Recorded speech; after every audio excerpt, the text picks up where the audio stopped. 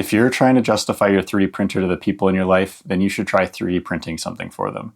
And even better, custom design something useful that they actually need. This is my wife's new makeup station, and there's one problem with it. She used to keep her makeup in these little bins, and they used to fit in the previous drawer, but now they don't fit. I'm going to take some general dimensions of the inside. For the depth, we could have used the tape measure still, but I'm going to use these calipers. If you look at this other end here, this little piece that sticks out is a depth gauge, and you can just line that up all the way to the bottom of the gauge, and we know the depth of our drawer. So now we've hopped into Fusion, and we're not going to use the exact dimensions that we had from earlier, but I am going to show you the gist of it, and hopefully you get the idea of what we're trying to do here. So I start with a sketch, and I'm just going to give a rectangle, which I will give the overall dimensions of our drawer. And for this scenario, I'm just going to call it 150 on the width, and I'm going to call that maybe 75 or 100. We'll call it 100 for now. And then we're going to leave that the way it is. And if you want a sneaky little trick here, you can modify your parameters, and I want to add a new one. Say okay. I'm going to call this my spacing, and you'll see what we're going to use this for really quick here.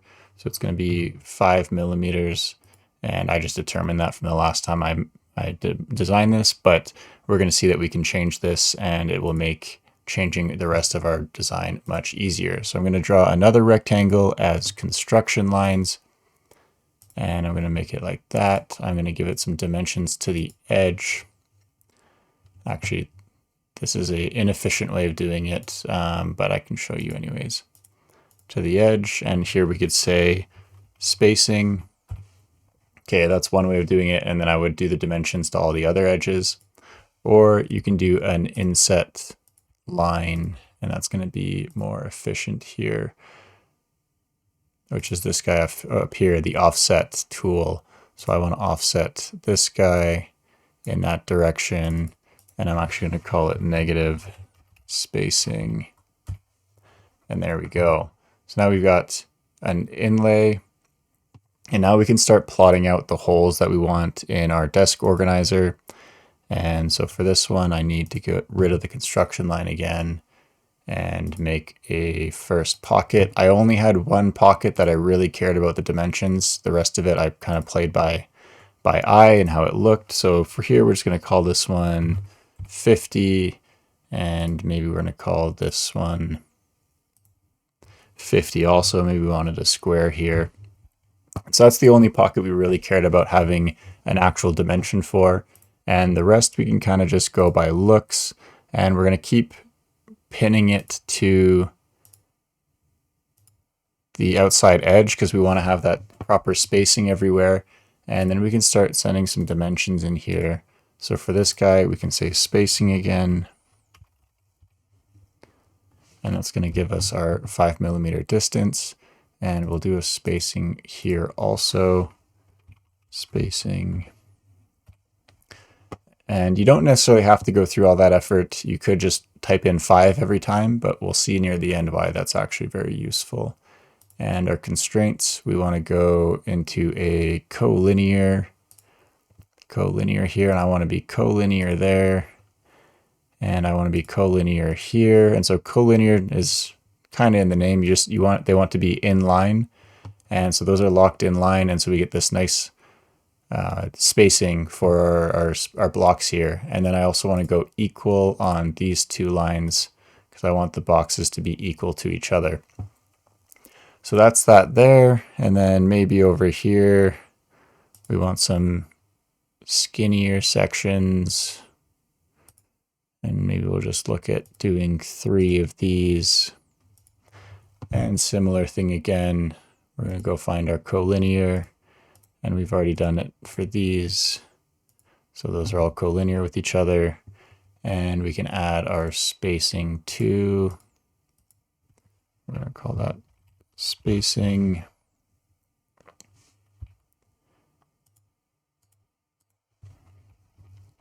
spacing, and spacing. And so now if we escape to get rid of that tool and I kind of try and drag these around, okay, so they're still draggable, so they're not fully defined yet. And I can also see that because they're blue lines instead of black. But I can easily come in and do our equals trick again. Equals, I'm going to do a Control Z there because I don't like what that looked like. And we want equal, top line, and top line.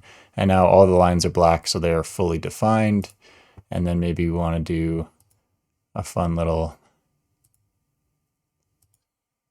smaller sections up here, 6 of those. I'm kind of roughly putting them where I need them. And then we're doing that same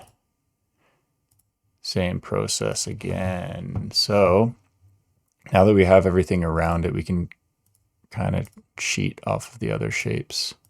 So collinear for these guys, and then collinear here also.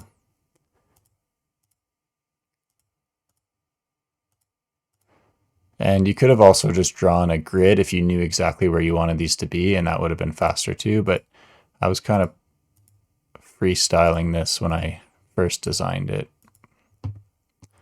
So there we go there, and then we will have to do one spacing here.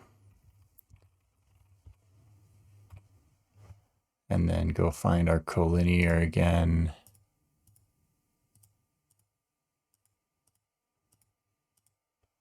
And then we will need to do some equals, not that line, escape. I want this line and that line. There we go. So everything's black, everything's defined, and that could be our layout for our desk organizer if we wanted it to be. And the reason we did the 5mm spacing earlier, the reason we defined that is so that if you really wanted to, you could come over here and we could change it on the fly. So I could change this to 2 and everything shifts for us because we designed this with intent. We were intentional about what we did. I liked 5, so I'm going to leave it at 5, but we'll do okay. And so now to turn this into a 3D shape, we are going to go to solid, and I want to extrude essentially the whole thing. Well, I could do it differently this time. Maybe I will. I'll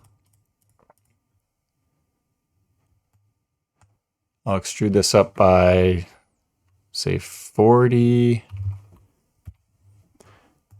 And then in order to close these, I want to extrude on this shape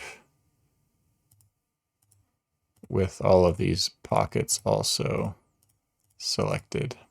And then we're going to go this way by -5. So 45 total. You'd have to keep track of that, how tall you're going. But there is an option.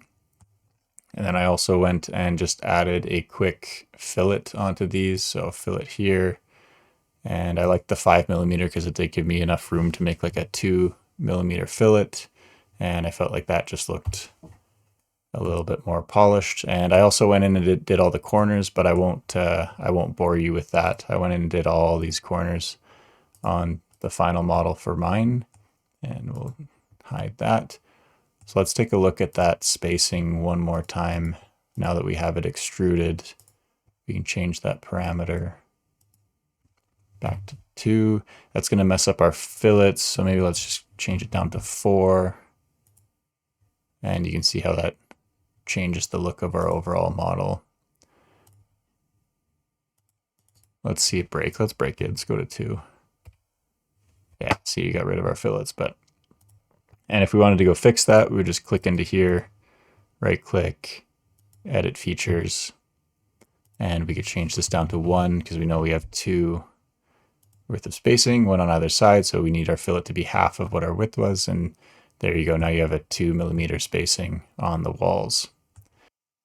Now, one of the last things that I'm going to run into, and I know this ahead of time, but maybe you don't, but you won't always know this ahead of time, is that this is too big for my build plate.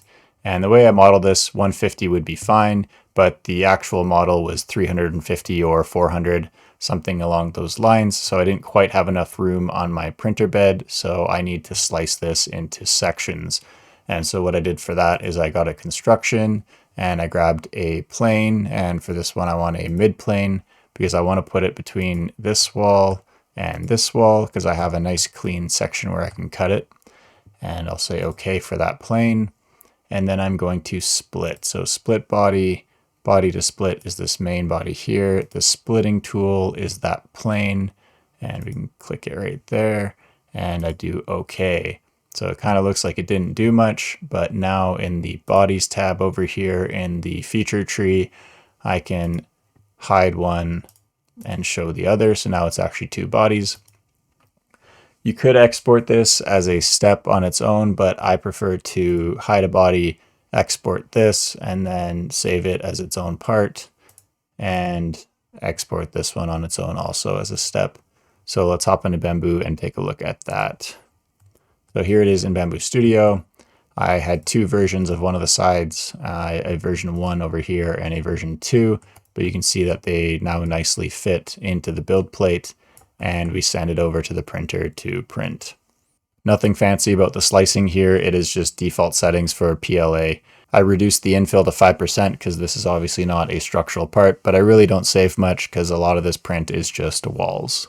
I didn't model the organizers all the way to the back of the drawer, so there's still room to put stuff in the back.